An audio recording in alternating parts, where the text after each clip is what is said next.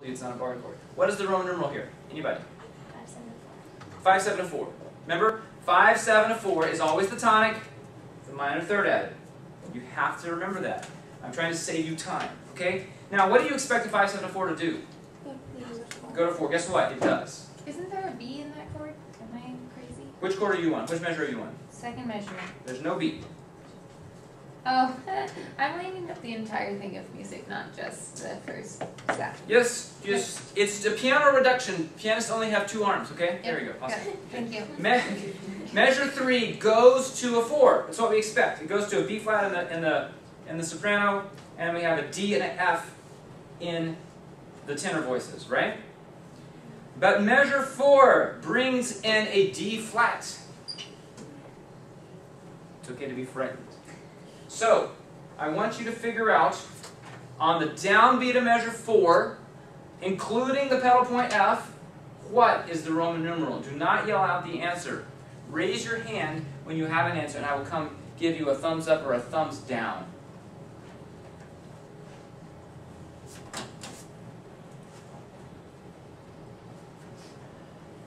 Okay, I'm going to come see.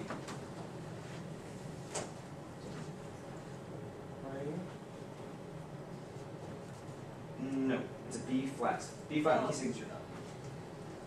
It's a B flat in key signature.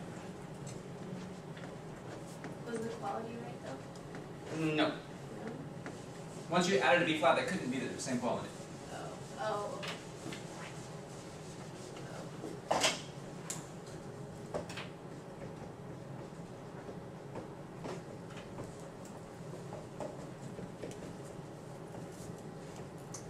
Anybody else got it yet? Give Matt. That is correct. Trying to remember how to do the bar. Okay. So if you go with the parallel. Yeah, if it is a borrowed chord, it would be borrowed from the parallel key, which would be F minor. Got it? What is the quality of the chord? So no, you have to figure out the quality of the chord first. Good. Spell the chord. B flat, D flat, F is not B flat.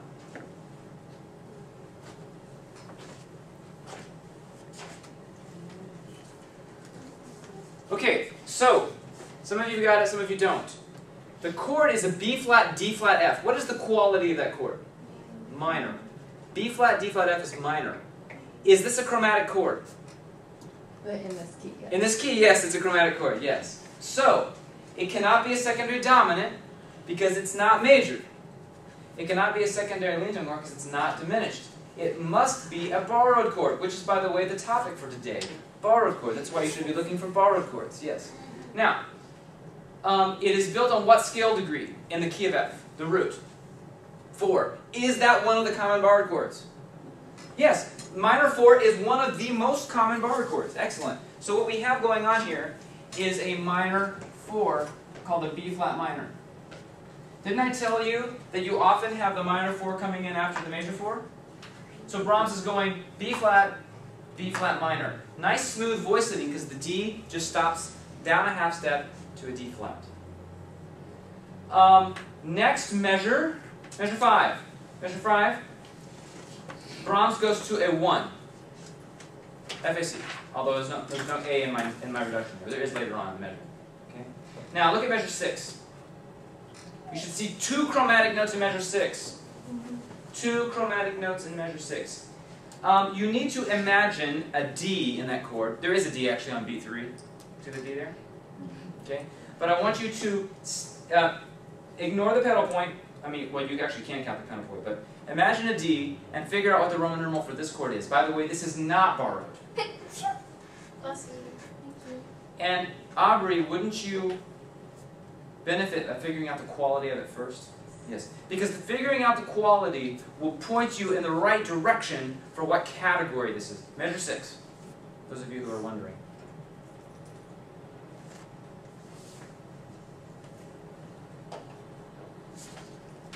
I'm going to come see how you're stacking this up.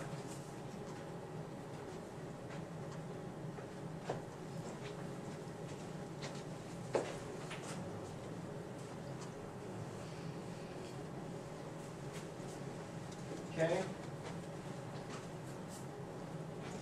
Stack it into thirds. Yeah, you got it in thirds. Good. You got an answer? Sweet. Let me come see.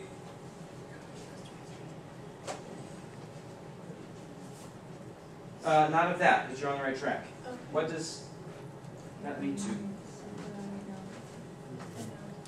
You got an answer over here? Perfect. Is this, I don't have a Roman numeral, but is that right? No, it's not minor. That's not a minor sign, that's a major sign. Well, it's a B natural. So you couldn't call it a B flat chord, right? If it's a B natural in the actual music, don't call it a B flat chord. Okay. Did everybody get B, D, F, A flat? Yeah. What quality is that chord? It's fully diminished, actually, right? B, D, F, A flats. It's a 7, 7. Of what? What does B lead to? C. C. What is C in the key of F? Somebody give me an answer. What is C in the key of F? 5. This is the 7. I skipped the 1 here. It's the 7 fully diminished of 5. Now some of you just totally forgot what key you were in. You figured out that it was 7 of something, and then you just slapped on some kind of weird Roman numeral there. You have to go back and gauge what you figured out to the original key. And I understand that's a lot of steps and a lot of processes. You can't lose sight of where you started. Otherwise you're just wandering on the highway.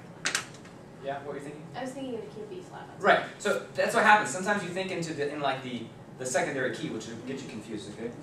Does it go to 5? Yes, it goes to a 5, 7, actually. Now, at that point, look at that chord. That's a 5, 7. Look at the bass. The bass is a tonic F pedaling. That's going to be very dissonant. The low pedal point of a tonic chord with a 5 chord, there's a lot of clash there. It's beautiful, powerful, and emotional, but it's tense. And then the last chord in the example there is back to a 1, F, A, C, except we have a chromatic note. What is that chromatic note in the last one of your example? An E flat. Have you seen this chord before? Yes. It's a chromatic chord. What is the Roman numeral? Not Matt, somebody else? 5, 7, 4. 5, 7, 4. Again. And of course, you can imagine Brahms is going to go to 4 again. And so on and so forth. So, this is the first 8 measures of the piece. And Brahms has already given you all kind of things. He starts off.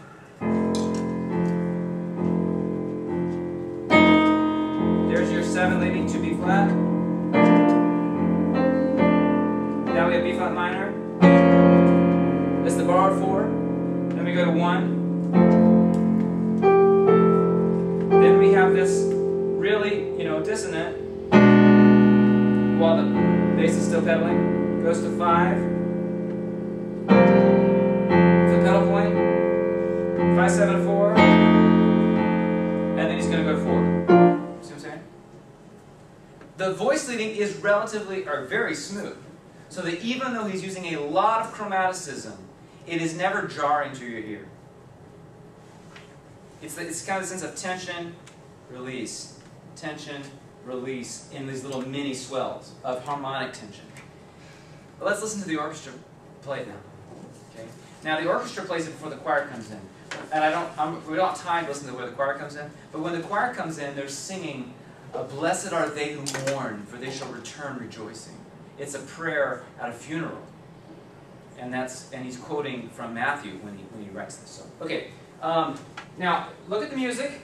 My recording is so good on the dynamics, like the conductor and the orchestra play the soft so soft and the loud so loud. It's not compressed, that it's really hard to hear the beginning, which makes it kind of cool, I think, actually. Are you ready?